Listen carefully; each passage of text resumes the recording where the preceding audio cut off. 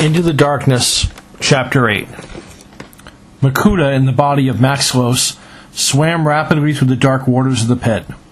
As he did so, his mind drifted back to the past and the journey that had brought him to this place and time. Had it really only been some 100,000 years ago that he first saw the light of day, along with his fellow Makuta? Kirox, Antros, Vampra, Mutran, and the others, they had been selected by the Great Spirit Matanui for a special purpose. It would be their job to bring into being the plants and animals needed to keep the universe running smoothly. Over time, their role expanded. The Brotherhood of Makuta became responsible for watching over the lands and seas of the Matoran universe.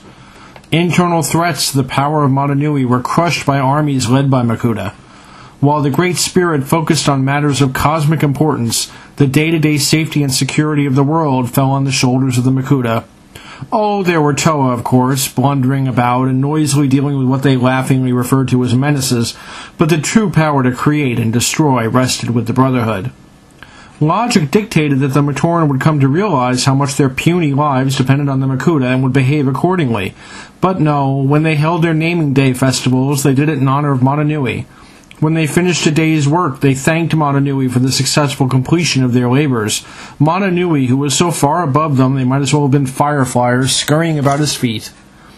So many millennia being passed over led to jealousy, and jealousy to resentment, and resentment to hatred, until just beneath the surface of every Makuta burned a desire to see the Great Spirit humbled. But it was not until the failed rebellion of the Baraki that the Makuta of Matanui began to think maybe, just maybe, something could be done. But his plan extended beyond just Matanui's defeat. No, it was a labyrinthian scheme, a plot that drew into its web multiple teams of Toa, Dark Hunters, Borak, Viserak, and more. And yet, despite all its twists and turns, the plan was also breathtaking in its simplicity. There is a small Rahi called a water wraith, he explained to the rest of the Brotherhood some 80,000 years ago. So small, so insignificant is it that larger fish do not even consider it a worthy meal. But every now and then a bold water wraith will attack a creature much larger and more powerful than it. It is a one-sided battle, of course, that ends with the poor water wraith in the mouth of its foe. Of course, what the larger fish quickly discovers is that the outer shell of a water wraith is coated with deadly poison. The larger fish dies instantly, and the water wraith escapes to feast for months on its very foolish and very dead opponent. Sometimes, my brothers, he had said, seating himself on his obsidian throne, the best way, the only way to win, is by losing. To be continued. Into the Darkness, Chapter 9. Makuta was cold, colder than he had ever been, colder even than the darkness he inhabited. On his way to prevent Hydraxon from acquiring the Mask of Life, he had been ambushed by Toa Mahri and frozen inside super hard ice. Now even his energy was beginning to crystallize, not at all good from his point of view. Through the clear ice, he could dimly make out the forms of the Toa Mahri, Baraki, and Hydraxon in a mad scramble for the artifact. None of them, he was sure, had the slightest idea what the mask could really do. To them, it was just a bright, golden treasure to be warred over like hungry Rahi after a meal. Makuta, of course, knew better.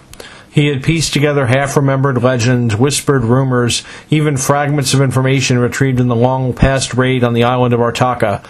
The Mask of Life was intended as more than just a cure-all for the Great Spirit Matanui in the event of his illness. No, the Mask of Life was a quick solution to another problem altogether. The great beings had created a universe, but they could not be certain it would operate as they wished.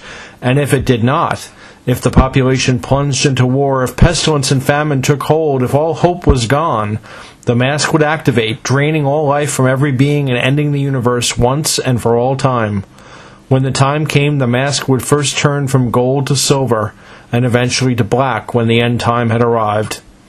Axon, Brutaka, Umbra, all the noble guardians of the Kanohi Ignika had never realized that they were protecting an item that could bring about complete annihilation. But Makuta knew its true importance and had factored that into his great plan. Of course, death by freezing had not been a part of the scheme. That was when Makuta noticed something quite wonderful. A lone drop of water was falling down the outside of his icy prison. Then he saw why. Jala had created a wall of flame. The heat was melting Matoro's ice, and freedom was moments away. The powerful limb of Maxilos shattered the prison, and Makuta guided his new body into the battle. It was time to move the plan one step closer to completion. The end. For now.